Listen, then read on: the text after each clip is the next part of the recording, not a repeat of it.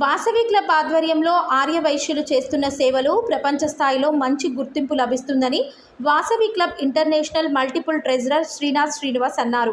సోమవారం మహబూబాబాద్ జిల్లా తొర్రూరు డివిజన్ కేంద్రంలో డాన్ టు డస్క్ సూర్యోదయం నుండి సూర్యాస్తమయం వరకు నిర్వహించిన సేవా కార్యక్రమంలో పాల్గొని మాట్లాడారు. మొదట వాసవి మాత ఆలయంలో ప్రత్యేక పూజలు నిర్వహించి 20 కుర్చీలను ఆలయానికి వితరణ చేపట్టారు.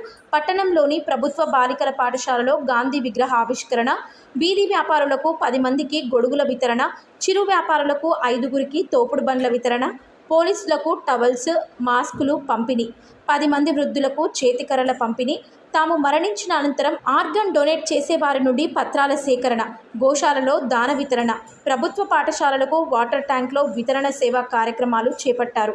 ఈ సందర్భంగా ఆయన మాట్లాడుతూ వాసవి క్లబ్ ఆధ్వర్యంలో చేస్తున్న సేవా కార్యక్రమాలు ఇంటర్నేషనల్ స్థాయిలో మంచి గుర్తింపు లభిస్తుందని అన్నారు. ఆర్యవైశ్యులు సేవే పరమావధిగా సేవ చేయడం అభినందనమని కొనియాడారు. ఈ ప్రాంతంలో ఉండే వారికి స్థానికులు సేవ చేస్తే ఎంతో గుర్తింపు ఉంటుందని, ప్రతి ఒక్కరూ సేవ చేయడం అలవర్చుకోవాలని అన్నారు.